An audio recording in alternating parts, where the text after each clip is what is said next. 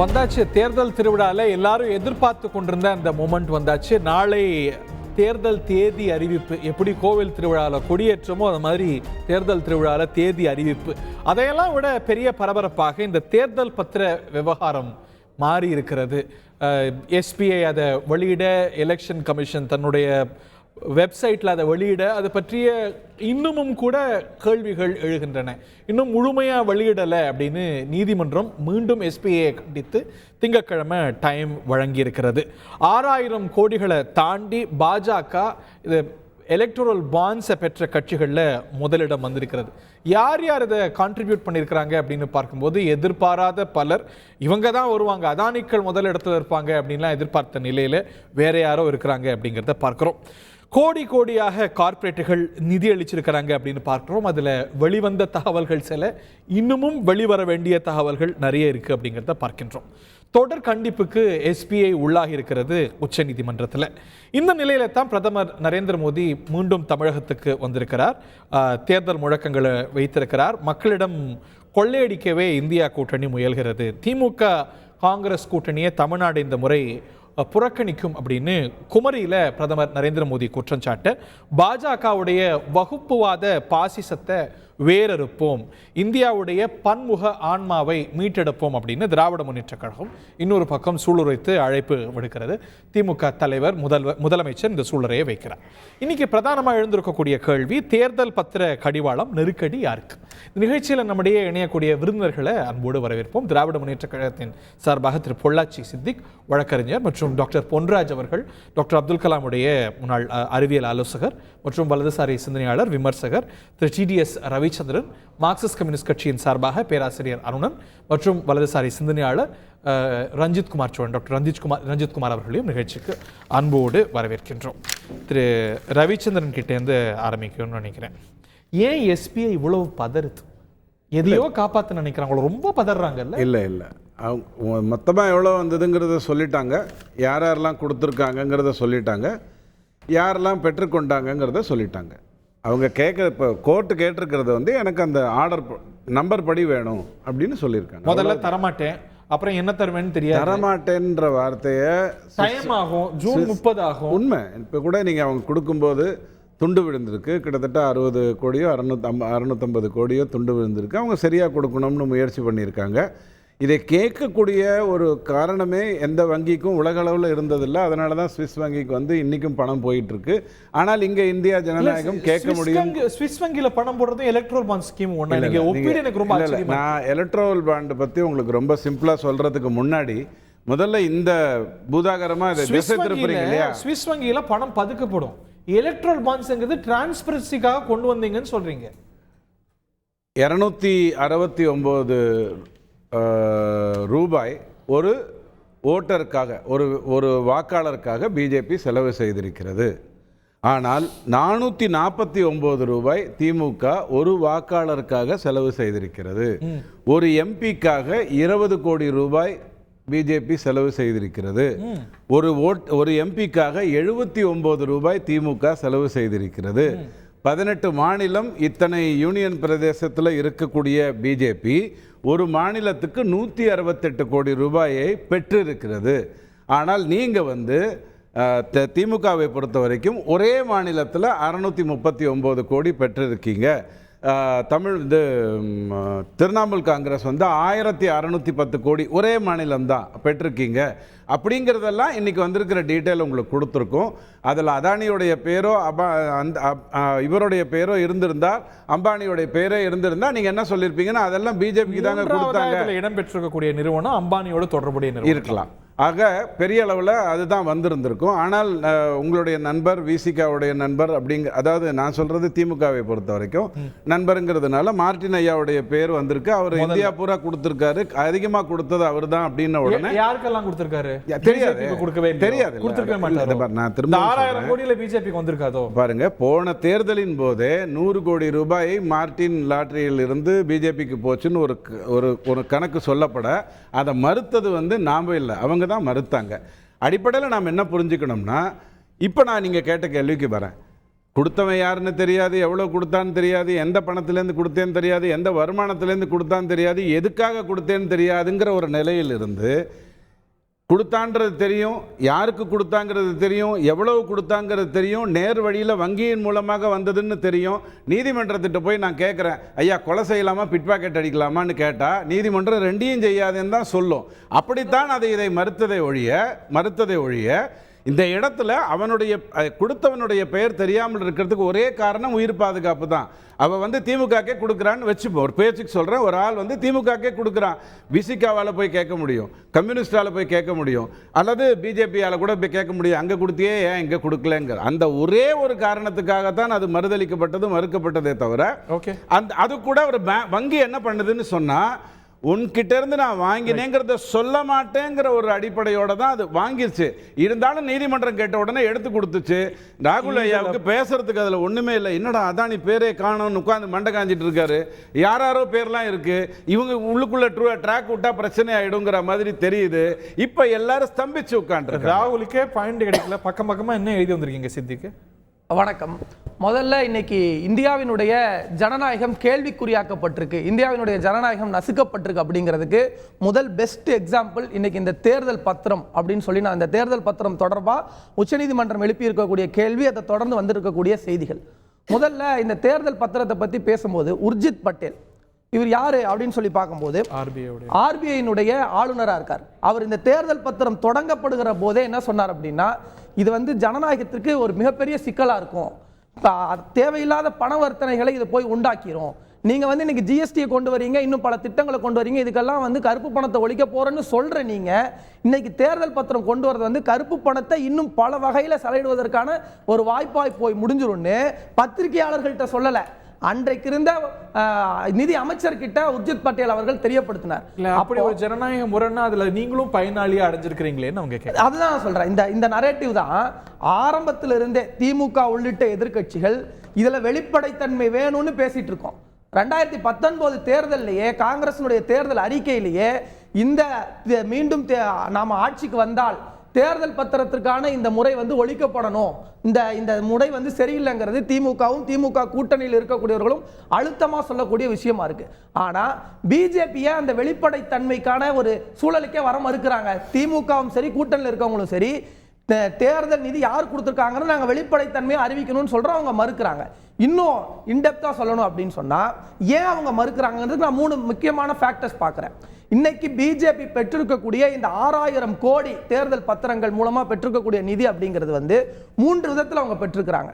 ஒன்று, இன்னைக்கு இதெல்லாம் சந்தேகமா எழுந்திருக்கு. என்ன அப்படின்னு சொன்னா இடி, அமலாக்கத்துறை, இன்னும் பிற ஏஜென்ட்கள் போய் ஒருத்தரை மிரட்டுறாங்க அப்படின்னு சொன்னா 5வது நாட்கள்ல வந்து அவங்களுக்கான தேர்தல் பத்திரங்கள் கொடுக்கப்பட்டிருக்கு. உதாரணத்திற்கு சொல்லும் போது நம்ம பல நிறுவனங்கள் அதில் நம்மளால சொல்ல முடியுது. ஃபியூச்சர் கேமிங் அண்ட் ஹோட்டல் சர்வீஸ்ங்கிற நிறுவனம் இவர் சொன்ன ஐயாவோட தான், மார்டின் அவர்களுடைய நிறுவனமாக தான் இருக்கு. அவங்க இடி ரைடு நடக்குது, நடந்த 5வது நாள் தேர்தல் பத்திரத்தில் போய் செலவு பண்றாங்க. யாரு தெரியாது இல்ல, அதைத்தான் சொல்லுங்க நாங்க சொல்றோம். இப்போ கிட்டத்தட்ட 6000 கோடி அப்படின்னா இன்னைக்கு 1300 கோடி அவர் கொடுத்திருக்கிறாருன்னா சரிக்கு சமமான பாதி தொகையாவது அவங்களுக்கு கொடுத்துதானே இருக்கணும். அப்பதான் அந்த 6000 கோடி அவங்க எட்ட முடியும். நிர்மலா சீதாராமன் ஏன் மாநில கட்சிகளுக்கு கொடுத்துருக்க முடியாதுன்னு இன்னைக்கு ஒரு நிகழ்வுல கேட்க, மொத்த டேட்டாவை பாருங்க, நாங்க அதைத்தான் டேட்டாவை கொடுங்க, வெளிப்படைத்தன்மையை கொடுங்க. இப்போ 16000 கோடியில் 6000 கோடி பிஜேபி பெற்றிருக்கு. நேற்று வந்திருக்கக்கூடிய செய்திகள் படி பார்க்கும்போது 47% தொகை வந்து பிஜேபிக்கு தான் போயிருக்குன்னு சொல்லப்படுது. இப்போ சார் சொன்னார் நாங்கள் கேட்டதும் கொடுத்துட்டோம் உச்சநீதிமன்றத்தில் அப்படின்னாங்க. இன்னும் கூடுதலாக ஒரு தகவல், நாங்கள் வந்து கொடுக்க மாட்டோம்னு அவங்க கிட்ட வந்து வெளிப்படைத்தன்மையாக இருக்க மாட்டோம்னு நாங்கள் கையெழுத்து போட்டு வாங்கிட்டு தான் பத்திரத்தை வாங்கணும்னாரு. அதுவே தவறு, வங்கி அதுவே தவறு. என்னன்னா வங்கி என்ன சொல்லியிருக்கு அப்படின்னா, ஏதாவது ஒரு இன்வெஸ்டிகேஷன் ஏஜென்சி வருது, இவரை பற்றின தகவல் தெரிஞ்சுக்கணும்னா நாங்க அந்த டேட்டாவை தந்துருவோம்னு அந்த விதிகளினுடைய 7 மிக தெளிவா சொல்லுது. அப்போ நான் தந்துருவேன்னு ஒத்துக்கார கொடுத்துக்கிட்ட வங்கிக்கு ஏன் இவ்வளவு நாள் காலதாமதம் தேவைப்படுது, ஏன் இவ்வளவு கால அவகாசம் தேவைப்படுது, 4 மாத கால அவகாசம் ஏன் வங்கிக்கு தேவைப்படுது? வங்கி ஒரே ஒரு செகண்ட்ல முடிச்சிடுறேன். நம்ம ஸ்டேட் பேங்க் சொல்லும் போது ஆர்பிஐனுடைய ஆளுநராக இருந்தவர் அன்னைக்கு சொன்னார், 2017 சொன்னாரு, இந்த மாதிரி பத்திரங்கள் கொடுப்பது வந்து ஆர்பிஐ கையில தான் இருக்கணும், ஏன் ஸ்டேட் பேங்க் கையில கொண்டு போய் கொடுக்குறீங்கன்னு அவர் கேள்வி கேட்டாரு. முதல்ல அப்ஜெக்ட் பண்ணிச்சது. ஆமா, அப்ஜெக்ட் பண்ணிச்சு. இப்போ ஸ்டேட் பேங்க் என்ன சொல்லுது அப்படின்னா, எங்களுக்கு காலதாமதம் வேணும், எங்களால வெளியிட முடியாதுன்னு சொல்லுது. இன்னைக்கு உச்சநீதிமன்றம் மிக தெளிவா சொல்லியிருக்கு, இந்த விவகாரத்துக்கு இன்னைக்கு ஸ்டேட் பேங்க் வந்திருக்கணும். ஏன் உங்களுக்கு இவ்வளவு காலதாமதம் ஏற்படுது? உங்களுக்கு ஒரு வேலையை சொன்னா அதை முறையா செய்வதற்கான இது பத்தலையா? எல்லாமே உச்சநீதிமன்றம் சார், ஒரு கூட்டு, ரெண்டு கூட்டு, மூணு கூட்டுன்னு கூட்டிக்கிட்டே இருக்காங்க. ஸ்டேட் பேங்கையும் கூட்டுது, அவங்களுக்கு ஆதரவா இருக்கக்கூடியவங்களையும் கூட்டுது. ஓகே, நான் ரஞ்சித் கிட்ட மேற்கொண்டு கேட்கணும்னு நினைக்கிறேன். இப்போ இதுல ஒரு கோரிலேஷன் டிரா பண்றாங்கல்ல, raid is equal to paid. ஒரு பக்கம் ரெய்ட், இன்னொரு பக்கம் பெய்டு. எங்கெங்கெல்லாம் நிறுவனங்களுக்கெல்லாம் ரெய்டு போகுதோ அங்கெங்கெல்லாம் பெய்டு வருது. நிறைய நிறுவனங்கள் பார்க்கறோம்ல, பேட்டர்ன் பார்க்கறோம்ல. ஒரு கோரிலேஷன் இயல்பா டிரா பண்ணுவாங்க தானே? இல்ல அதான் நீங்க சொன்னதுல எனக்கு என்ன சந்தேகம் வருதுன்னா, ரைடு விட்டதுக்கு அப்புறம் இவர்கள் பாண்ட வாங்கி யாருக்கு கொடுத்தாங்க? பாஜக கொடுத்து அந்த கேஸ க்ளோஸ் பண்ணிடலாமே. இல்ல பாஜகவுக்கு கொடுக்கலன்னு காமிச்சிடலாமே. கட்சிகளுக்கு கொடுத்து ஈடிக்கு எதிராக குரல் கொடுக்க வச்சாங்களா? ஏன்னா தொடர்ந்து ஈடிக்கு எதிராக, மோடிக்கு எதிராக குரல் கொடுத்தவர்கள் பாஜக எதிராக தொடர்ந்து ஈடிக்கு எதிராக ரொம்ப தீவிரமா ஈடிக்கு எதிராக குரல் கொடுத்தாங்க. அப்ப இந்த ரைடுக்கெல்லாம் யார் ஆளாகிறாங்களோ அவர்கள் என்ன பண்றாங்க? ஃபண்டிங் பண்ணி நீங்க போராட்டம் பண்ணுங்க, நீங்க பிரச்சனை பண்ணுங்க, ஈடியோட நம்பகத்தன்மையை கேள்வி எழுப்புங்கன்னு பண்ட கொடுத்து இவர்கள் பிரச்சனை பண்ணிருக்கலாமே. ஏன்னா இன்ன வரைக்கும் நமக்கு தெரியல சார். நம்ம தமிழ்நாட்டுல பழமொழி உண்டு சார், சாட்சிக்காரங்கால விட சண்டக்காரங்கால வந்துடலாமே. அது இன்னும் ஈஸி இல்ல. அதுதான் சொல்றேன். இது இப்ப மார்டின் எடுத்துக்கிட்டீங்கன்னா சொல்லுங்க, கிட்டத்தட்ட 1300 கோடி, அது 50% ஏற்கனவே வாங்கி யாராருக்கும் கொடுத்துட்டாரு. அது குறிப்பா வெஸ்ட் பெங்கால்ல தான் அதிகமா போயிருக்கு. ஏன்னு பாத்தீங்கன்னா, மம்தா அவர்கள் ஒரு மாநில கட்சியா இருந்துட்டே 1200 கோடி ரூபாய் வாங்கி இருக்கிறாங்க. பாஜக நாடு முழுக்க ஆளுங்கட்சியா இருக்கு, பல மாநிலங்கள் ஆளுது. அதுல வந்து 6000 கோடி ரூபாய் வாங்கிருக்குன்னு சொல்றோம். இப்ப திமுக 600 கோடி, மம்தா அவர்கள் வந்து 1200 கோடி அப்படிங்கிறப்ப குறிப்பா லாட்டரி மாட்டினால் அதிகமா பலன் அடைஞ்சவர்கள் மம்தா அவர்கள் தான். வெஸ்ட் பெங்கால்ல தான் அவர் அதிகமா சம்பாதிச்சது நமக்கு தெரியும். அப்ப அதே மாதிரி லாட்டரி மார்டினோட மருமகன் யாரு கூட இருந்தாரு, யாருக்காக தேர்தல் யூகம் பகுத்தாரு திமுகக்காக, இன்னைக்கு யாரு கூட போயிருக்கிறாருன்றதையும் பாக்குறோம். அவரோட மருமகன் இன்னைக்கு வந்து சனாதனத்தை வேற இருக்கும் வேற போயிட்டு இருக்காரு. இந்த மாதிரி எல்லாம் இருக்க முடியுது. இந்த ஃபண்டிங் யாருக்கு போயிருக்க வாய்ப்புகள் இருக்கு அப்படிங்கிறத பாக்குறோம். குறிப்பா அம்பானி அதானிட்டு இருந்து நேரடியா பாஜக இல்லன்னா வழி, நீங்க வெளியில வந்தா நீங்களும் நானும் யோசிச்சுட்டு இருக்க வேண்டிய அவசியமே இல்லையே. அந்த லிஸ்ட் வெளியில வந்திருக்கலாமே. இவர்கள் பண்ணக்கூடிய அரசியல் பாஜக மடியில கணம்ல வழியில பயம் அவர்கள் பார்த்து இப்ப போயிட்டு இருக்காங்க. அப்படி இருக்காங்களான்னு கேட்கிறேன். மடியில கணம் இல்ல, வழியில பயம் இல்ல, இந்தாப்பா நீதிமன்றம் கேட்ட அப்படின்னு இவ்வளவு குட்டு வாங்க வேண்டிய அவசியம் என்ன? எஸ்பிஐ தேர்தல் அறிவிப்பு, தேர்தல் வரதுக்கு முன்னாடி வந்ததே வந்து ஒரு பெரிய விஷயம் தானே. நீங்க ஒருவேளை பாஜக சர்வாதிகாரத்தோட இதை முடக்கிறதுக்கு ஏதாவது ஒரு வழி கொண்டு வந்து நாட்டுடைய உச்ச நீதிமன்றம் சொல்லிடுச்சு, முடக்கிறதுக்கு வேற வழி இருந்தா என்ன? ஏதாவது ஆர்டினன்ஸ் போட்டு ஏதாவது பண்ணிருக்காங்க. உச்ச நீதிமன்றத்தை மதிக்காது பாஜகன்னு அவருடைய ஆதரவாளரே சொல்றாரு. உச்ச நீதிமன்றம் கொண்டு வரக்கூடிய எதுவுமே நாங்க மதிக்க மாட்டோம். பாஜக வந்து கேஸ்ல நீங்க என்ன பண்ணீங்களோ அந்த மாதிரி பண்ண மாட்டோம்னு சொல்றோம். ஆதரிச்சிருக்கு. அப்படி பண்றதுல வெளிப்படையா வந்திருக்குது. இன்னைக்கு பட்டியல் வெளியே வந்திருக்குது. இதுல குறிப்பா பாத்தீங்கன்னா, நீங்க வெஸ்ட் பெங்கால்ல பல நிறுவனங்கள் வந்து பாண்டு வாங்கி இருக்காங்க. அந்த பாண்டு வாங்கி கொடுத்த நிறுவனங்களுக்கு வெஸ்ட் பெங்காலோட பல டைரியோட இதுல இருந்து 47% ஷேரை வந்து மம்தா கொடுத்திருக்காங்க. அப்ப அதெல்லாம் தான் சந்தேகத்தில் இருக்குது. நீங்க அந்த மாதிரி ஏதாவது ஒரு ஆதாரப்பூர்வம் சொல்ல முடியாது. நம்ம யூகம் தான் தெரிவிக்க முடியுது. இடி ரைட் வந்ததுமே ஒரு பாண்டு வாங்கி இருக்கிறாங்க, அதை பாஜக கொடுத்திருந்தா மம்தாவை எஸ்பிஐ ஏன் இவ்வளவு காப்பாத்தணும்? அதுக்கு ஒரு விசாரணை விஷயம் போடணும். இல்ல மம்தாவை ஏன் காப்பாத்தணும்? நம்ம எஸ்பிஐ யாரையுமே காப்பாத்தலைங்க. அவங்க அடிபட்டு ரத்தம் வரும் கேட்டிருக்காங்க. அவங்க தேர்தல் வந்தா வேற மம்தா அவர்கள் பாவம் வேற, தேர்தல் வந்தாலே அவர்களுக்கு வந்து ஆக்சிடென்ட் ஆயிடும். இருக்கக்கூடிய தலைவரா இருக்காங்க. ஒரு முதலமைச்சரா இருந்துமே இப்படி ஆக்சிடென்ட் ஆகுதுன்னா அந்த மாநிலம் எவ்வளவு மோசமான சூழல் இருக்கு. ஒரு மாநிலத்தோட முதலமைச்சரே பாதுகாப்பு இல்லாத சூழல்ல தான் பயணிக்கிறாங்க. ஓகே, ஐ திங்க் தட் விஷயங்கள்லாம் இருக்குது. Point taken sir. திரு அருண் நீங்களும் வாங்க. திரு Ranjith, you can come in any time also. Mister Siddique, professor, இந்த லிஸ்ட்ல நான் போய் பார்த்து உங்க பேர் காணவே காணுமே. எவ்வளவு வாங்கிருக்கீங்க உண்மையை சொல்லுங்க. தேடி தேடி பாக்குறேன். நாங்க வாங்கல என்பது மட்டுமல்ல, இந்த படு கேவலமான இந்த சிஸ்டம், இந்த முறை கூடாது என்று இதை எதிர்த்து வழக்கு போட்டதே நாங்க தான். அதை எதிர்த்து போராடி இன்றைக்கு ஒரு முக்கியமான வெற்றியை நாங்கள் ஈட்டி இருக்கிறோம். இல்ல இதுல மிக அந்த பாஜக ஆதரவாளர் 2 நண்பர்களும் பேசியதை கேட்கும்போது ரொம்ப வினோதமா இருக்கு. இந்தா கேட்டாங்க கொடுத்துட்டோங்கிற மாதிரி முதல் நண்பர் ரவிச்சந்திரன் சொன்னார். எப்பங்க கொடுத்தீங்க? 4 மாசம் ஜூன் 30ஆம் தேதி வரைக்கும் கால அவகாசம் என்று ஸ்டேட் பேங்க் ஆஃப் இந்தியா ஏன் கேட்டுச்சு? ஸ்டேட் பேங்க் ஆஃப் இந்தியா யார் கண்ட்ரோல்ல இருக்கு? இன்னைக்கு விளக்கம் கொடுத்திருக்கக்கூடிய நிதியமைச்சர் நிர்மலா சீதாராமனுடைய ஆளுகையின் கீழ் இருக்கு. மோடி அவர்களுடைய ஆட்சியின் கீழ் இருக்கு. நீங்க சொல்ல அவங்க போய் கால அவகாசம் கேட்டிருப்பாங்களா? ஏன் உடனே கொடுக்கல? இப்ப உச்ச நீதிமன்றம் உடனே கொடுங்கன்னு 2 நாள் அவகாசம் உடனே கொடுத்துட்டீங்க. இதுவே எவ்வளவு அதோடைய பேரே கெட்டி போச்சு. பேரே எல்லாரும் கேள்வி பண்றாங்க. புதுசாவா கெட்டு போயிருக்கு? ஐயா இருக்குய்யா, நீங்க எல்லாம் பேசும்போது அப்படியே கேட்கறேன். ஏன் அப்படி பதட்டப்படுறீங்க? அடுத்த ரவுண்ட்ல இல்ல ப்ரொஃபசர், நான் தான் ப்ரொஃபசர், மன்னிக்கணும், ஹரிஹரன். ஓ, நீங்க தானே? ஆமா ஆமா. இல்ல அந்த காலத்துல காங்கிரஸ் ஆட்சி காலத்துல இந்த மாதிரி பேர் உண்டு இல்ல, ஸ்டேட் பேங்க் ஆஃப் இந்தியாவுக்கு ஃபோன் பண்ணா கொடுப்பாங்க இதெல்லாம். அது ஒண்ணு. அதுக்கு பிறகு அப்படியெல்லாம் ஒண்ணு நடக்கல. அது உண்மைதான் நீங்க சொன்னது. நகர்வாலா கேஸ் சொல்றீங்க. ஆமா ப்ரொஃபசர், நகர்வாலா கேஸ். ஆமா ஆமா, அது ஒண்ணு, அது உண்மை. இல்ல, மத்தியில ஆட்சியில் இருக்கக்கூடியவங்க படுத்துற பாடுதான் ஸ்டேட் பேங்க். ஆனா பொதுவாக அரசாங்கத்துடைய வங்கின்னு சொல்லி எவ்வளவு நம்பிக்கையோடு இன்னைக்கு மக்கள்லாம் அதுக்கு டெபாசிட் போட்டுக்கிட்டு இருக்காங்க. அது சொல்ல வர்றேன். பொதுவான நல்ல பேர் இருக்கா இல்லையா? இன்னைக்கு எப்படி கெட்டு சீரழிச்சு போயிருக்கு? என்னையா ஒரு விவரத்தை தர முடியாதா? ஒரு நாள்ல தர முடியாதா? எதுக்கே 4 மாசம்? இப்ப எப்படி கொடுத்தீங்க? இதுக்கு என்ன பதில் சொல்றாரு ரவிச்சந்திரன்? தான் கேட்டாச்சு கொடுத்தாச்சுன்னா இது என்னங்க? ஏன் அப்ப கொடுக்கல? ஒண்ணு. 2வது, இப்ப இந்த தொகைகள்லாம் ஒரு புறம் இருக்க இருப்பதிலே மிக அதிகமாக கிட்டத்தட்ட 40-50% அளவுக்கு பெற்றிருக்கிறது பாஜகன்னு மொத்த தொகை மட்டும்தான் தெரியுது. மொத்த தொகைக்கும் இந்த தேர்தல் பத்திரங்களை வாங்கி இந்த கட்சிகளுக்கு கொடுத்ததுக்கும் அந்த தனித்தனியாக அந்த லிங்க், அந்த இணைப்பு வர மாட்டேங்குது. அதை ஏன் கொடுக்கல என்று உச்ச நீதிமன்றம் இப்ப கேட்டிருக்கு. அதையும் ஏங்க இழுத்தடிக்கிறீங்க? கொடுக்கும் போதே எல்லாம் கொடுக்க வேண்டியதானே? ஐயா, இவர் இவ்வளவு வாங்கினாரு, அதுல இவ்வளவா இந்த கட்சி கொடுத்திருக்காரு, அவ்வளவா அந்த கட்சி கொடுத்திருக்காரு சொல்றதுல என்ன பயம்? ஏன் ஸ்டேட் பேங்க் சொல்லல? என்னங்க இதுக்கெல்லாம் எப்படி பதில் இதெல்லாம் எப்படி நியாயப்படுத்த முடியுது பாஜக ஆதரவாளர்களால? எனக்கு ஒண்ணும் புரியல. கேட்டா ஒரு அற்புதமான விஷயத்த சொல்ற, அவங்க உயிர் பயம்யா.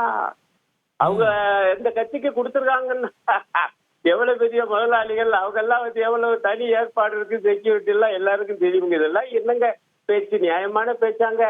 இதை விட கவலை அளிக்கும் விஷயம் என்னன்னா, 2019 இருந்து தான் இந்த விவரங்கள் கொடுத்திருக்காங்க. 2018 இருந்து இந்த திட்டம் வந்துருச்சு. 2018 இருந்து 19 வரைக்குமான விவரங்களை இப்பவும் கொடுக்கல. கொடுத்தா அதுல இன்னும் நிறைய விவரங்கள் வந்திருக்கு. அதுல பெரும் பங்கு பாஜகவுக்கு தான் போனதாக செய்தி வந்துச்சு. ஆனால் விவரங்கள் வரல. ஆனா 1 வருஷத்து கணக்க கொடுக்கவே இல்லை ஸ்டேட் பேங்க். சரி, கொடுத்தது பற்றி ஒரு ஆங்கில ஏற்றல ஒரு அனாலிசிஸ், ஒரு இது, அதுதான் ரொம்ப ஆச்சரியமா இருக்கு. நமக்கெல்லாம் திகைப்பா இருக்காது. என்னன்னா, மொத்தம் 12,156 கோடி ரூபாய் இந்த தேர்தல் பத்திரங்கள் மதிப்பு கொடுக்கப்பட்டிருக்கு அரசியல் கட்சிகளுக்கு. இதுல 5,830 கோடி ரூபாய் அந்த பத்திரங்களை வாங்கினது 20 டோனர்ஸ் போட்டிருக்காங்க. அதை வாங்கி கொடுத்த நன்கொடையாளர்கள் 20 கம்பெனிகள் வச்சுக்கோ. அதுக்குள்ளேயே ஒண்ணுக்குள்ள ஒண்ணு சப்சிடரி இருக்கா இல்லையா தெரியல. 20 கம்பெனிகள் மட்டும் 48%, கிட்டத்தட்ட 50% இந்த தேர்தல் பத்திரங்களை வாங்கி கட்சிகளுக்கு கொடுத்திருக்கு. அப்படின்னா என்ன அர்த்தம்ங்க? இந்த நாட்டுடைய பொருளாதாரத்தை 20 கம்பெனிகள் ஆட்சி படைக்கின்றன. ப்ரொஃபசர், நீங்க எதிர்பார்த்த அம்பானிக்களும் அதானிக்களும் முதல் லிஸ்ட்ல இல்லையே, அது உங்களுக்கு வருத்தமா இல்லையா? அததான் எதிர்பார்த்தீங்க. இல்ல, அதுக்கு தான் சொன்னேன். 2018-19 முதல் லிஸ்ட்னா என்ன அர்த்தம்? இல்ல 2018-19 இல்ல 2018-19 விவரங்கள் வந்திருக்கும். இதுலயும் கூட ஒரு சில கம்பெனிகள் அம்பானியினுடைய கிளை நிறுவனம் என சொல்லப்படுது. 3வது நிறுவனம் அப்படித்தான் பத்திரிகை செய்திகள் வந்துகிட்டு இருக்கு. அதெல்லாம் அவங்க எல்லாம் இல்லாம எப்படிங்க? அதானி பேர் இல்லைன்னா அது தெரியல. அது பிறகு போப்போம். என்னுடைய கவலை இந்த நிறுவனமா அந்த நிறுவனமா இல்ல. சப்ளை அம்பானியோட தொடர்புடைய நிறுவனம். ஆமா, 20 நிறுவனங்கள் இந்த நாட்டை, இந்த பொருளாதாரத்தை ஆட்சி படைக்க, இந்த அரசாங்கத்தை தங்கள் கைக்குள் போட்டுக்கொள்ள இந்த தேர்தல் பத்திரங்கள் உதவி இருக்கின்றன. மோடி ஆட்சி அடுத்த ஒரு பாயிண்ட், இன்னொரு முக்கியமான செய்தி அதுல என்ன இருக்குன்னா, இந்த 20ல டாப் 5 டோனர்ஸ், இதுல முதல் டாப்ல இருக்கக்கூடிய 5 டோனர்ஸ்ல 3 கம்பெனிகள் அமலாக்கத்துறை மற்றும் வருமான வரித்துறையினுடைய ரெய்டுக்கு ஆளானவை. அதை விட இப்ப பத்திரிகையில் என்ன செய்தி வருதுன்னா, என்னைக்கு ரெய்டு போட்டு என்னைக்கு பத்திரம் வாங்கினாங்க இந்த விவரம் உட்பட வந்திருக்குது. அது ஏற்கனவே ஒரு கம்பெனியை பத்தி இங்க சொன்னாரு. கிட்டத்தட்ட 10 கம்பெனிகள் பற்றிய விவரங்களை டேட் வாரி இருக்குது எல்லா பல சமூக ஊடகங்கள்ல. இத்தனாம் தேதி இந்த கம்பெனி மீது இடி அல்லது ஐடி ரெய்டு, அடுத்த 5 நாள் 6 நாள் அடுத்த மாசம் அல்லது 3 மாசம் கழிச்சு அது வாங்கியிருக்கு. இப்ப பிரச்சனை வந்து வாங்கின அந்த பத்திரங்களை எந்த கட்சிக்கு போச்சு சொல்லுங்க அப்படின்னா அந்த நிதியமைச்சர் சொல்றாங்க இந்த மாதிரி ஐடி இடி நடத்தப்பட்ட கம்பெனிகள் எல்லாம் பாஜகவுக்கு தான் கொடுத்திருக்கிறது என்பது வெறும் ஊகம். வேற கட்சிகளுக்கு எல்லாம் கொடுத்துருக்கலாம்ல. அவங்க வாதம் ஆக சூப்பர் வாதம். நான் என்ன சொல்றேன், இந்த வாதத்தை முறியடிக்க நிதியமைச்சர் சார்ந்து இருக்கக்கூடிய பாஜக கட்சி எந்தெந்த நிறுவனங்களிடமிருந்து இந்த 6000 கோடி ரூபாய் வந்துச்சுங்கிற பட்டியல் அவங்களே ஏன் வெளியிடக்கூடாது? ஏன் வெளியிடக்கூடாது? ஏன் வெளியிடக்கூடாது? ஒரு விஷயம் சொல்லிடுறேன். ஏன் வெளியிடக்கூடாது? மார்டின் ஐயாவுடைய வீட்டுல ரைடு நடந்ததுங்கிறது இப்பத்தானா இல்ல 2019க்கு முன்னாடியே ரைடு நடந்ததா? மிகப்பெரிய ரைடு நடந்து அங்க ஒரு அக்கௌண்டன்ட் இறந்தது, அதெல்லாம் முதலே நடந்த ஒரு விஷயம்தான். அவருக்கு சீட்டு கொடுக்கணும்னு பேசினது திமுக கூட்டாளியா அல்லது பிஜேபி கூட்டாளியா அப்படிங்கறத நீங்க பாருங்க. கேள்வி ரொம்ப சிம்பிள். ஃபர்ஸ்ட் ஆஃப் ஆல் நீதிமன்றம் வரலங்க, மத்தவங்களுக்கு தான் வந்திருக்கு. நீங்க உங்களுக்கு அடுத்த அதிர்ச்சி என்ன தெரியுமா? இப்ப வந்து நீதிமன்றம் கேட்டிருக்கிறது சீரியல் நம்பர் வைஸ் எனக்கு சொல்லுங்கன்னு தான் கேட்டிருக்கே ஒழிய மேப்பிங் பண்ணி கொடுக்க சொல்லல. ஏன்னா அதுக்கு தான் எஸ்பிஐ நேரம் கேட்டுச்சு. ஏன்னா இது டிஜிட்டல்ல வைக்கிற விஷயம் இல்ல, ரகசியமா இருக்க வேண்டிய ஒரு விஷயம். ஏன்னா எஸ்பிஐ பொறுத்த வரைக்கும் பெரிய இன்டர்நேஷனல் ஃப்ராட் எல்லாம் எஸ்பிஐல தான் அதிகமா நடக்குதுங்கிறது ஒரு பெரிய ரெக்கார்டு வேற. அந்த சூழ்நிலையில இதை வந்து மேனுவலா தான் வச்சிருக்காங்க. அடுத்த அதிர்ச்சி உங்களுக்கு என்ன தெரியுமா இருக்க போது, இந்த மேப்பிங் இத ஃபுல்லாவே என்ன டிஜிட்டல்ல வைக்க முடியாது. வச்சிருந்தா என்ன ஆகும்னா ஒரு 4 பேர் நல்லவங்க இருந்தா 2 பேரால அதை கொண்டு போயிட முடியும்ங்கிறதுனால அதை பண்ணிருக்க மாட்டாங்களோ? இல்லைங்க, அந்த மாதிரி ஒண்ணுமே இல்லைங்க. ஒரு விஷயத்தை பாதுகாப்பதற்கு என்ன வேணா பண்ண முடியும். 2 பூட்டு போட்டா தப்புன்னா 3வது பூட்டு போடுவியான்னு கேட்பீங்கன்னா போடத்தான் செய்வேன். திருட்டு அதிகமாச்சுன்னா. கேள்வி என்னன்னா திமுக கிட்ட இருக்கா இல்லையா? அவங்களோட பாண்ட் எங்கெங்க இருந்து வந்ததுங்கிற டீட்டெயில் இப்ப திமுக கிட்ட இருக்குல்ல. நீ எஸ்பிஐ வெளியிட்டுருச்சியா? நான் வெளியிடுறேன். எனக்கு வந்து 663 கோடி இப்படி தாயா வந்துச்சு. வெளியிட முடியுமா முடியாதா? 10 செகண்ட்ஸ் பிறகு போன்றாச்சு. அதிர்ச்சின்னு ஏதோ சொல்லிட்டு இருந்தாரு. மொத்த அதிர்ச்சியும் பாஜக தான். உச்ச நீதிமன்றம் வச்சிருக்கக்கூடிய இந்த கொட்டுல மொத்தமா அதிர்ச்சியில பாஜக இன்னைக்கு உறைந்து போய் உட்கார்ந்துருக்கு. சார் இருங்க சார், ஏன் பதட்டப்பட்டுட்டே இருங்க. இப்போ வந்து ஏன் பாஜக அதிர்ந்து போயிருக்கு அப்படின்னு சொன்னா, இவ்வளவு நாள் அவங்க என்ன நினைச்சிட்டு இருந்தாங்கன்னா எஸ்பிஐ கிட்ட இருக்கக்கூடிய இந்த தகவல் எல்லாம் உச்ச நீதிமன்றம் கேட்காது, நம்ம எவ்வளவு வேணா பாண்டுகள்ல வாங்கலாம் நினைச்சிட்டு இருந்தாங்க. ஆனா இன்னைக்கு எல்லாத்தையும் கொண்டு வந்து வெளியே போடுங்கன்னு சொன்னதுக்கு அப்புறம் 4 மாசம் அவகாசம் எது கேட்டாங்க? நீங்க ஒரு கேள்வி கேட்டீங்க, திமுக ஏன் இதை வந்து டிக்ளேர் பண்ணலாமே அப்படின்னு.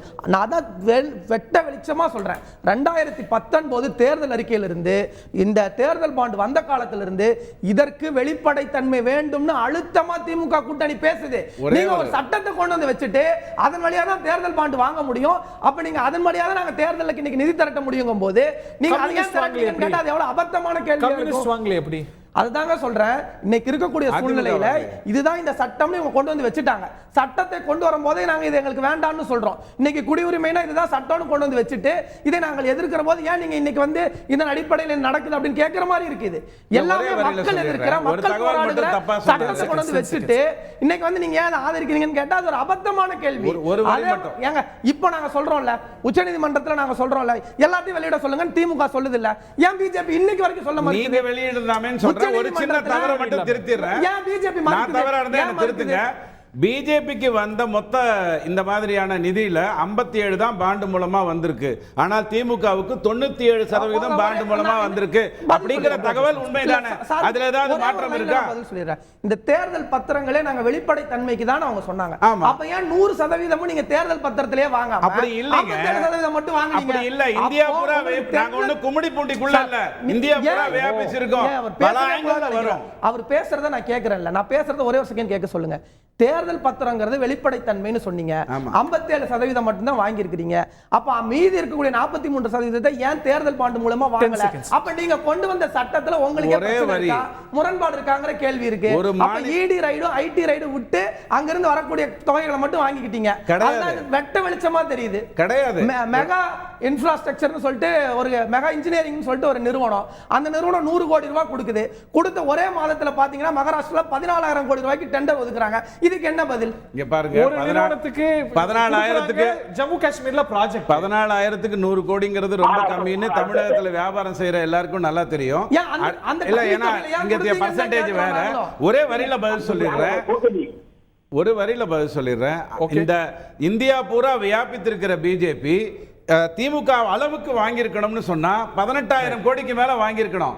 அது பாண்டு மூலமாக இத்தனையும் உண்டி கொடுக்குவதன் மூலமாக மீதியும் வாங்கியிருக்குன்னு தான் எடுத்துக்கணும். திரு பொன்ராஜ் இப்ப பார்க்கும்போது பிஜேபி அதிகமா வாங்கியிருக்குன்னு சொல்றோம். ஆனா பார்த்தா அதுல ஒரு பேட்டர்ன் இருக்கு. ஆளுங்கட்சிகளுக்கு நிறைய வந்திருக்கு. திரிணாமுல் காங்கிரஸுக்கு, திமுகவுக்கு, டிஆர்எஸ்க்கு, இந்த மாதிரி ஆளுங்கட்சிகளுக்கு இயல்பா வந்திருக்கு. அப்படித்தானே டோனர்ஸ் கொடுப்பாங்க. ஸோ அதில் நம்ம இயல்புக்கு மீறி பார்க்கணும். ஆளுங்கட்சிகளுக்கு கொடுக்குறதுனால தான் குவிட் ப்ரோக்கோன்னு சொன்னார் நீதிபதி. ஆளுங்கட்சி கொடுத்தா தான் அவங்களுக்கு ஏதாவது கிடைக்கும் அப்படின்றது தான், அதனால தானே அவங்க அதை கொடுக்குறாங்க. இன்றைக்கு வெளியிட்ட அந்த எஸ்பிஐ வெளியிட்ட அந்த எலக்ட்ரல் பாண்டு எந்த அளவுக்கு ஒரு மட்டமான டேட்டா அப்படின்றதுக்கு உதாரணம், அந்த யூனிக் நம்பரை வந்து வெளியிடாமல் பேரை மட்டும் வெளியிட்டு சீரியல் நம்பரை போட்டு வெளியிட்டிருக்கு. அப்படின்னா எந்த அளவிற்கு மக்களை முட்டாளாக எஸ்பிஐ நினச்சிருக்கு, எலெக்ஷன் கமிஷன் நினச்சிருக்கு அப்படின்றது தெரியுது. இன்றைக்கி சுப்ரீம் கோர்ட் நீதிபதி தலையில் குட்டி யூனிக் நம்பரை வெளியிட உனக்கு தெரியாதா, அறிவில்லையா அப்படின்னு கேட்டிருக்காரு. இப்போ நான் நேற்றே முந்தானாலே ஒரு பேட்டியில் சொன்னேன், இவங்க ஒழுங்கான டேட்டாவை தரமாட்டாங்க, மேட்ச் பண்ணுறதுக்கு அழகான ஒழுங்கான டேட்டா தரமாட்டாங்க, இது தனி டேட்டா அது தனி டேட்டா, அது அங்கே இருக்குது இது இங்கே இருக்குது, நாங்கள் மேட்ச் பண்ணுறதுக்கு எங்களுக்கு 3 மாதம் ஆகும், இந்த மாதிரி கதையெல்லாம் பண்ணி இதை டிலே பண்ணுறதுக்கு தான் பண்ணுவாங்க அப்படின்றத சொன்னேன். அது கரெக்டாக பண்ணியிருக்காங்க. யூனிக் நம்பர் இல்லை. இப்போ யாருக்கு எவ்வளோ கொடுத்துருக்கான்னு தெரியல, ஏதோ ஒரு அஸ்யூம் பண்ணி எடுத்திருக்காங்க இப்போ டேட்டாவை. நீங்கள் பாருங்கள், ஏப்ரல் 2018 ஜனவரி 2024 வரைக்கும் இந்த டேட்டா கொடுத்துருக்காங்க. 2019 ஏப்ரல் 2019 ஜனவரி 2024 வரைக்கும் தான் டேட்டா இங்கே வந்திருக்கு. மார்ச் 2018 மார்ச் 2019 வரைக்கும் டேட்டா மிஸ்ஸிங். ஏன் மிஸ்ஸிங்? 2500 கோடி அந்த ஒரு வருடத்தினுடைய டேட்டா, 2500 கோடி ஒரு வருடத்தினுடைய டேட்டா இருக்குது. அதில் பெரும்பாலும் அதானிகிட்டேருந்து வந்திருக்குன்ற எல்லா டவுட்டும் இருக்குது. புரிஞ்சுக்கிட்டீங்களா? அப்போ இந்த டேட்டா ஏன் மிஸ் பண்ணுச்சு? இது எடுக்க முடியலையா, இல்லை எது ஒழிஞ்சிக்கிருச்சா, இல்லை எலி கரப்பாம்பூச்சி சாப்பிட்ருச்சா அந்த டேட்டாவை, இல்லை கம்ப்யூட்டர் வந்து ஷார்ட் சர்க்யூட் ஆகி பஸ்ட் ஆகிருச்சா, இல்லை சர்வர் தீப்பிடிச்சு எரிஞ்சிருச்சா, ஏதாவது என்ன ரீசன்? சுப்ரீம் கோர்ட்டு கேட்குது, நீ என்னைக்கு பாண்டை இன்ட்ரடியூஸ் பண்ணி அன்னையிலேருந்து இன்றைக்கி வரைக்கும் கொடுன்னு கேட்குது. அதில் ஒரு வருட டேட்டாவை மறைச்சிட்டு நீ டேட்டாவை கொடுத்தீங்கன்னா அது என்ன அர்த்தம்? யூனிக் நம்பரை கொடுக்காம இந்த டேட்டாவை பப்ளிஷ் பண்ணிங்கன்னா என்ன அர்த்தம்? அப்போ எதை மறைக்கிறதுக்காக இதை செய்கிறீங்க? நீங்கள் நல்ல தெளிவாக வந்து நீங்கள் பார்த்தீங்க அப்படின்னா ஒவ்வொன்றுமே, நீங்கள் ஒரு company November 2023 government of India வந்து ஒரு டீலை ஃபைனலைஸ் பண்ணுது. 1.2 billion soft loan to Mongolia கம்பெனிக்கு. அது வந்து ஃபார் ரிஃபைனரி ப்ராஜெக்ட்டுக்காக மங்கோலியா கம்பெனிக்கு 1.2 பில்லியன் ப்ராஜெக்ட் கொடுக்குது. இது ப்ராஜெக்ட் வந்து MEILனு ஒரு company, mega engineering industry limited. இந்த கம்பெனி டொனேட்டட் கிட்டத்தட்ட 980 கோடி. மெகா இன்ஜினியரிங் தான். மெகா இன்ஜினியரிங் 980 கோடியை எலக்ட்ரல் பாண்டாக கொடுக்குறான். அப்போ ஒரு ப்ராஜெக்டை வாங்கி அந்த ப்ராஜெக்டினுடைய எலக்ட்ரல் பாண்டு இதை கொடுத்துருக்கா அப்படின்னா இது எலக்ட்ரல் பாண்டா கேஷாக, அதாவது பேங்க் மூலமாக கொடுத்தது 980, ஆனால் கேஷாக எவ்வளவு கொடுத்துருக்கான் அப்படின்றது தெரியாது. ஏன்னா பிஜேபி வந்து 57% தான் எலக்ட்ரல் பாண்டில் வாங்கியிருக்காங்க, மிச்சம் எல்லாமே கேஷு. அந்த கேஷ் எப்படி வாங்கப்பட்டது? ஹவாலா மூலமாக வாங்கப்பட்டதா பிஜேபிக்கு? ஹவாலா வரையா? ஆமாம், இதுதான் ஹவாலா. இதுதான் ஹவாலா.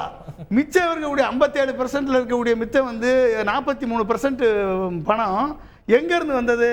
I have to break here. இல்ல முடிச்சுக்கிறேன். இடைவேளைக்கு பிறகு உங்கள்ட்ட என்கிட்டே வாங்க. இடைவேளைக்கு அப்புறம் உங்கள்ட்ட யாரும் குறுக்கிட கூடாது. யாரும் குறுக்கிட. நான் கூட வாங்க. எனக்கு சொல்ல ஒரு பொன்ராஜ் as promised, நான் உங்கள்ட்ட இந்த பகுதியை தொடக்க நினைக்கிறேன். Keep it short. இது வந்து ஒரு கட்சிக்கு பின்னடைவுன்னு பார்க்க முடியுமா? பிஜேபி ஆன்சர் பண்ணணும்னா there are too many parties who are to answer.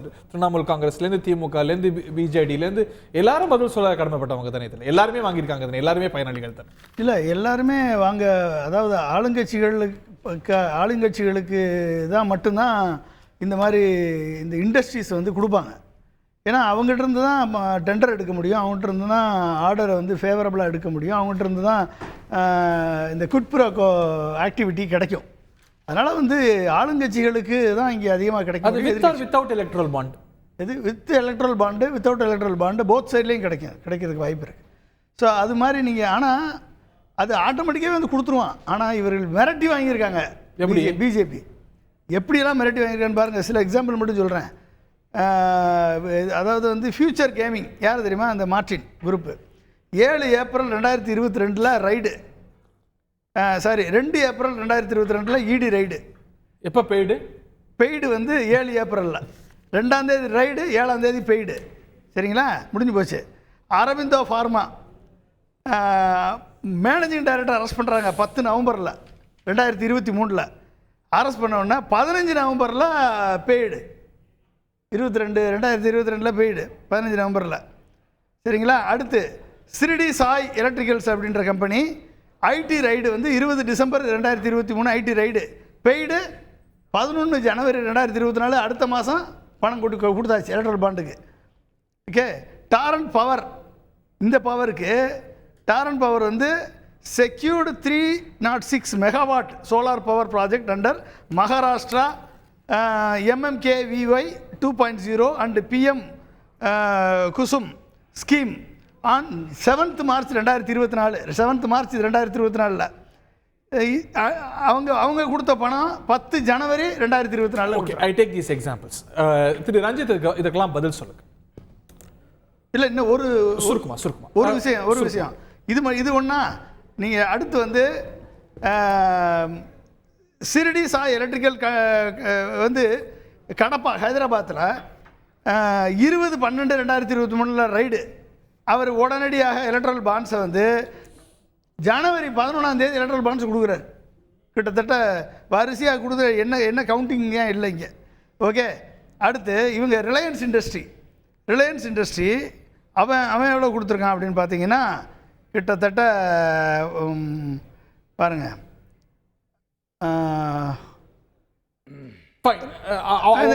இந்த ஒரு நிமிஷம். Little known Reliance group privately held company quick supply chain private limited donated 360 crores through electoral bonds in the year in which it made only 21 crore as profit. Okay. அதாவது எந்த வருஷத்துல 29 கோடி profit மட்டுமே earn பண்ண ஒரு company okay கிட்டத்தட்ட 410 கோடியை டொனேஷனா கொடுத்துருக்கான். ரைட். ரிலையன்ஸ். ரைட். அவங்க நிதின் கட்கரி பிரைஸ் பண்ண மெகா இன்ஜினியரிங் 980 கோடியை எலக்ட்ரல் பாண்ட்ஸா கொடுத்துருக்காங்க. மெகா இன்ஜினியரிங்கும் குவிக் ஃபிக்ஸும் குவிக் சப்ளையும் 2-3ல இருக்கு. திரு ரஞ்சித் பதில் சொல்லுங்க. அதுதான் நம்ம சொன்னோம்ல, இப்ப இவங்க சொன்னல அந்த மெகா இன்ஜினியரிங் அவர்கள் வந்து ஜம்மு காஷ்மீர்ல ஒரு ப்ராஜெக்ட் எடுத்து நடத்தினாங்க. வேல்யூவேஷன் எவ்வளவுனா 4500 கோடி ரூபாய். ஆகஸ்ட் மாசம் எடுக்கிறாங்க. அக்டோபர் மாசம் அவர்கள் வாங்கக்கூடிய பாண்டோட வேல்யூ எவ்வளவு? 20 கோடி ரூபாய். அது இவர்கள் பாஜக கொடுத்ததா சொல்லலாம். ஆனா அவர்கள் அதிகமா கொடுத்திருக்காங்கன்னு சொல்றாங்க.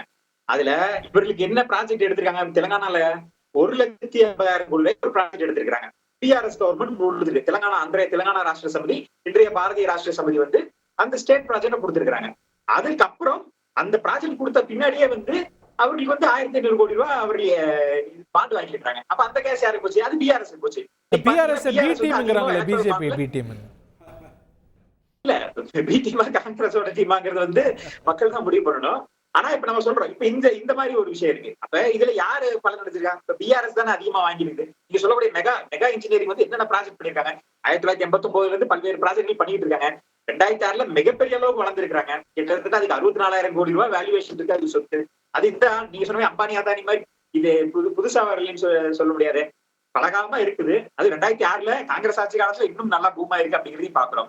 அவர்களுக்கு அதிகமா கிடைக்கக்கூடியது அவர்கள் சொந்த மாநிலமான தெலுங்கானால வந்திருக்குது. அதே மாதிரி நீங்க வெஸ்ட் பெங்கால் எடுத்துக்கோங்க. மம்தா அவர்களுக்கு அதிகமான கிட்டத்தட்ட 1500 கோடி ரூபாய் அவர்கள் வந்து எலக்ட்ரல் பாண்ட் வாங்கிக்கிறாங்க. அவர்கள் கொடுத்த ப்ராஜெக்ட் என்ன? நம்ம சொன்னோம், ஏற்கனவே சொன்னோம், அந்த மெட்ரோ டெய்ரி அதுல இருக்கக்கூடிய 47% ஷேர் வந்து ஒரு கம்பெனிக்கு போகுது. அது யதார்த்தமா நம்ம பார்க்க முடியாது. அந்த கம்பெனி வந்து அதிகமான கிட்டத்தட்ட 3வது இடத்துல இருக்கிறாங்க. அதே மாதிரி ஹல்தியா எனர்ஜி அவர்கள் என்ன பண்றாங்க? வெஸ்ட் பெங்காலா ஒரு மைனிங் எடுக்கிறாங்க. அவர்களுக்கு அந்த இது அலாட் ஆகுது.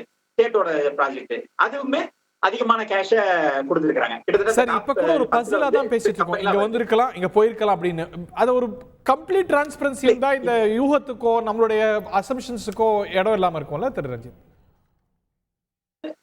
நிச்சயமா அதுக்கு முழுமையா வரணும். அதுக்கு தான் அந்த மேப்பிங்லாம் பண்ணி கொடுத்து நேரமாகும் சுப்ரீம் கோர்ட் வந்து காலதாமதமாகும் சொல்லும்போது பரவாயில்ல கொடுங்க, நாங்க பாத்துக்கிறோம்னு சொன்னாங்க. இப்ப இது யார் எவ்வளவு கொடுத்திருக்காங்க, யார் எவ்வளவு வாங்கியிருக்காங்கன்னு தான் வருதே தவிர நாமளா தான் மேட்சிங் பண்ண வேண்டியது இருக்கு. ப்ராஜெக்ட் வந்தப்ப இவர்கள் பாண்டு வாங்கி இருக்கிறாங்க, இது இவர்களுக்கு தான் கொடுத்திருப்பாங்கன்னு.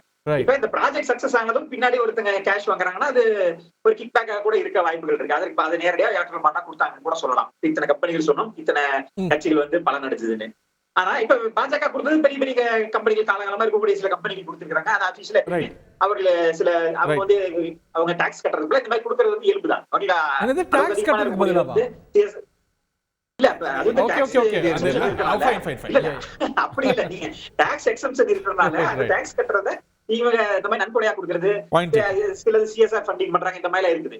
இப்ப பாண்டு வாங்குனதுக்கும் கட்சிகளுக்கு வந்த நிதிக்கும் இருக்கக்கூடிய அந்த டிஃபரன்ஸ்க்கு என்ன காரணம்னா, சிலது என்கேஷ் ஆகாம இருக்கு. சில கட்சிகள் சில பாண்டுகள் வந்து என்கேஷ் ஆகாம இருக்கிறது வந்து அது வந்து பப்ளிக் இது பிரைம் மினிஸ்டரோட ஃபண்டுக்கு போயிருது அப்படிங்கறத விளக்கம் கொடுத்திருக்காங்க. அதனால இந்த சிக்கல்கள் இருக்கு. ஒரு மேப்பிங் நடந்தா தெளிவா இருக்கும். Point taken. நான் இந்த விவாதத்துடைய கவனத்தை இன்னொரு விஷயத்துக்கும் கொண்டு போக நினைக்கிறேன். இன்னைக்கு பிரைம் மினிஸ்டர் திராவிட முன்னேற்ற கழகத்தை மிக கடுமையா விமர்சிச்சிருக்கார். கொள்ளையடிக்கிறதுக்கு தான் திமுக, காங்கிரஸ், இந்தியா கூட்டணி எல்லாம் பதில். கொள்ளையடித்ததற்கான எக்ஸாம்பிள் தான் இன்னைக்கு ஒன்றிய அரசு என்னெல்லாம் பண்ணியிருக்குங்கிறதா இன்னைக்கு இருக்கக்கூடிய பிஎம் கேர்ல தொடங்கி தேர்தல் பத்திரத்தில் தொடங்கி இந்த மாதிரி இருக்கக்கூடிய இன்னும் பல்வேறு விதமான 7.5 லட்சம் கோடி ஊழல் சிஏஜியினுடைய அறிக்கை, இது எல்லாமே இந்த நாட்டில் யாரு கொள்ளையடிச்சிருக்காங்க அப்படிங்கிறதுக்கான உதாரணமா இருக்கு. இப்போ நான் இந்த பாயிண்ட்டுக்கே வரேன், கொள்ளையடிச்சிருக்கக்கூடிய இந்த தேர்தல் பத்திரங்களுக்கே வரேன். தேர்தல் பத்திரங்கள் அவர் பேசும்போது ஒன்று கேட்டார், எதிர்கட்சிகளில் வந்து சிலரும் வாங்கியிருக்காங்களே அப்படின்னு. நான் ஒரே ஒரு விஷயத்தை கிளாரிஃபை பண்றேன். எந்த எதிர்கட்சியும் இடியையும் அமலாக்கத்துறையும் இன்னும் என்ஃபோர்ஸ்மெண்ட் டைரக்டரையும் பயன்படுத்த முடியாது. அமலாக்கத்துறையினுடைய இயக்குனருடைய எக்ஸ்டென்ஷனை 3 முறை எக்ஸ்டெண்ட் பண்ணது யாரு? உச்சநீதிமன்றம் சொல்லி எக்ஸ்டெண்ட் பண்ணது யாரு? மோடியினுடைய அரசு, பாஜகவினுடைய அரசு. இன்னும் சொல்லணும், இன்னும் இன்டெப்தா நான் வரேன். இதுக்கு முன்னாடி இந்த தேர்தல் நிதி குறுக்கீடு பண்ணிக்கணும். அவங்க குற்றச்சாட்டு இதை வச்சு ஈடிக்கு அழுத்தம் கொடுக்கலாம்ல, அரசுக்கு அழுத்தம் கொடுக்கலாம்ல அப்படிங்கிறாங்க. யாரு? இல்ல நான் சொல்றேன், இப்போ நிதி அளிக்கக்கூடிய இந்த விஷயம் அப்படின்னு சொல்லி பார்க்கும்போது தேர்தல் நிதி அப்படிங்கிறது எல்லா கட்சிகளும் தேர்தல் நிதி வாங்குறதுக்கு இந்திய ஜனநாயகத்துல உரிமை இருக்கு. தேர்தல் நிதியை எப்படி வாங்கணும்னு ஒரு புரோட்டோகால் இருந்துச்சு. இதுக்கு முன்னாடி இந்தியாவில் இருக்கக்கூடிய நிறுவனங்கள் தான் கொடுக்க முடியும், அவர்களுடைய லாபத்திலிருந்து 7% தான் கொடுக்க முடியும், லாபம் ஈட்டக்கூடிய நிறுவனங்கள் தான் கொடுக்க முடியும்லாம் இருந்துச்சு. இன்னைக்கு இந்த மோடி அவர்களுடைய அரசு கொண்டு வந்திருக்கக்கூடிய இந்த தேர்தல் பத்திரத்தின் மூலமா புல்வாமா தாக்குதல் நடந்து சற்ற கொஞ்ச நாட்கள்லயே இன்னைக்கு பாகிஸ்தான்ல இருந்து ஒரு நிறுவனம் தேர்தல் பத்திரம் மூலமா நிதி கொடுத்திருக்குங்கிற ஆதாரம் நமக்கு வந்திருக்கு. அப்போ இதற்கு இதை வழிவகை செய்தது யாரு? பாகிஸ்தான்ல இருந்து ஒரு அரசியல் கட்சிக்கு புல்வாமா தாக்குதல் நடந்த உடனே கொடுக்க முடியுதுன்னா அது பிஜேபி அரசு கொண்டு வந்திருக்கக்கூடிய இந்த தேர்தல் பத்திரத்தின் மூலமா நடந்திருக்கு. இன்னும் சொல்லணும் அப்படின்னா சார் பேசும்போது சொன்னார் அரபிந்தோ ஃபார்மான்னு சொன்னார். அரபிந்தோ ஃபார்மாங்கிறது என்னது? அது ஒரு ஃபார்மா மருந்து உற்பத்தி செய்யக்கூடிய நிறுவனம். மருந்து உற்பத்தி செய்யக்கூடிய நிறுவனங்கள் ஏறத்தாழ 530 கோடிக்கு மேல தேர்தல் பத்திரங்கள் கொடுத்திருக்கு அப்படின்ற தகவல் வருது.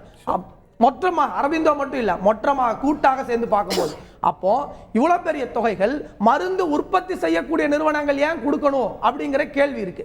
அப்போ பாகிஸ்தான்ல இருந்து ஒரு நிறுவனம் வந்து கொடுக்குது, மருந்து உற்பத்தி செய்யக்கூடிய நிறுவனம் கொடுக்குது, இன்னும் சில நிறுவனங்கள் தேர்தல் பத்திரம் கொடுக்குது, அதுக்கு அடுத்து வந்து அவர்களுக்கான கான்ட்ராக்ட் கிடைக்குது. அப்படிங்கும்போது இது எல்லாமே கூட்டா நமக்கு என்ன காட்டுது அப்படின்னா இல்ல, இன்னைக்கு மிகப்பெரிய அளவுல நாட்டில் இருக்கக்கூடிய அனைத்து தரப்பு மக்களும் ஒரு நசுக்குதலுக்கு உள்ளாக்கப்படுறாங்கன்னு நமக்கு இதுல இருந்து தெரியுது. சுருக்கமா கொடுத்திருக்காங்கன்னு இவர் ஒரு லிஸ்ட் கொடுத்துட்டு இவராவே அது பிஜேபிக்கு தான் கொடுத்தாங்கன்னு ஒரு விஷயத்தை இவர் சொன்னார். திட்டத்தை யார் பண்ணுவாங்க? ஏங்க போலீஸ் ஸ்டேஷனை கொண்டு வந்தது பிரிட்டிஷ்.